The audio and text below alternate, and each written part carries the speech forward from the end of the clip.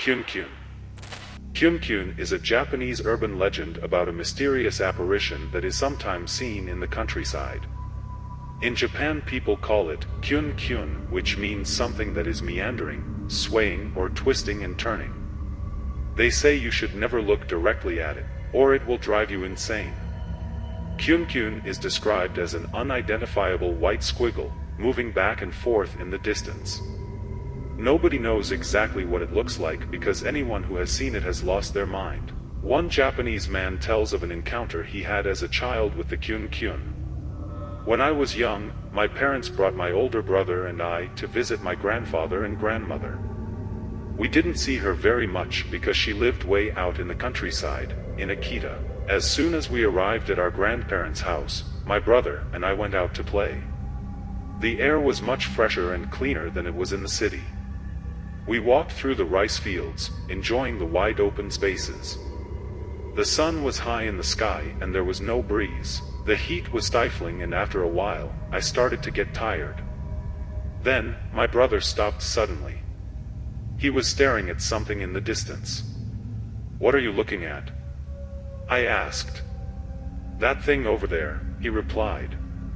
The rice fields stretched as far as the eye could see, and the area was completely deserted. I squinted my eyes, but I couldn't make out what it was. Far away, across the fields, there was a white thing, about the size of a person. It was moving and wriggling as if it was fluttering in the breeze. "Maybe it's a scarecrow," I said. "That's not a scarecrow," my brother replied. "Scarecrows don't move like that." "Maybe it's a sheet, then," I said. "No, it's not a sheet," he replied. "There are no other houses around here. Besides, there's no wind, but it's still moving and wriggling. What the heck is that thing?" I had a strange and uneasy feeling in the pit of my stomach. My brother ran back to the house, and when he returned, he was carrying a pair of binoculars. "Oh, can I see?" I asked, excitedly. I made a grab for the binoculars, but he pushed me back. "No, me first," he said with a chuckle. "I'm the oldest. You can have a look when I'm done." As soon as my brother put the binoculars up to his eyes, I noticed his expression suddenly changed. His face grew pale and he broke out into a sweat. He dropped the binoculars on the ground and I could see fear in his eyes. "What was it?" I asked, nervously. My brother replied slowly. "There it is. There it is. There it is." It was not my brother's voice. Without another word, he turned and started walking back to the house. Something didn't feel right. With trembling hands, I bent down and picked up the binoculars, but I was too scared to look through them. In the distance, the white object was still twisting and turning. Just then, my grandfather came running over. "What are you doing with those binoculars?" he asked. "Nothing," I replied. "Just looking at that white thing over there." "What?" he shouted. "You shouldn't look at that."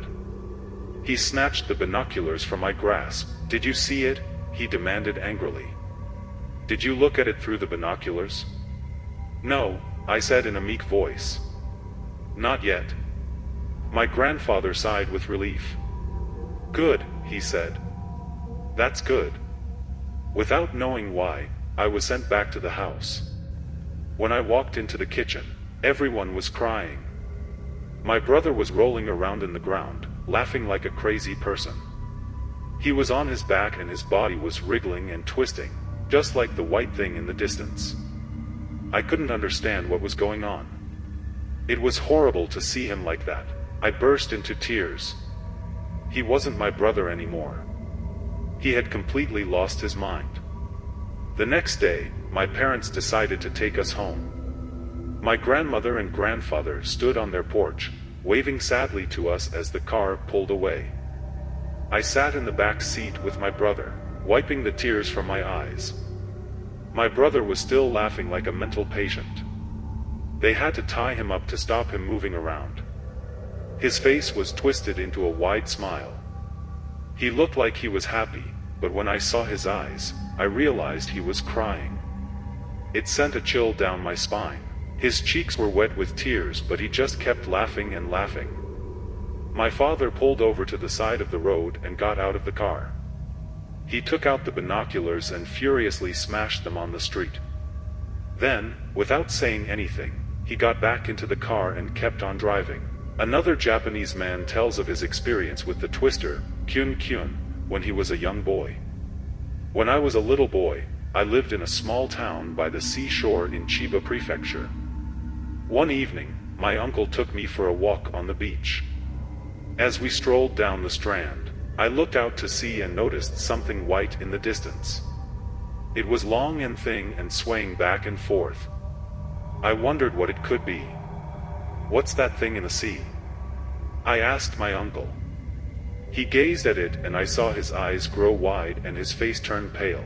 There was a terrified look in his eyes. He couldn't stop staring at it. "Run for your life," he shouted frantically. I didn't know what was going on, but I was scared, so I ran back home and told my grandfather. He went pale. "That's KuneKune," he said. "You're lucky you got away from it. You should never look directly at it." "Where is your uncle?" "He's still at the seashore," I replied, my voice shaking. "I've got to rescue my son," my grandfather said, and he took off as fast as he could to the seashore. I followed close behind him, worried and frightened. From a distance, I could see my uncle still standing on the beach. It was as if he was frozen to the spot, staring at the white meandering thing, far out to sea. My grandfather broke a branch off a tree and approached my uncle, muttering some kind of prayer under his breath.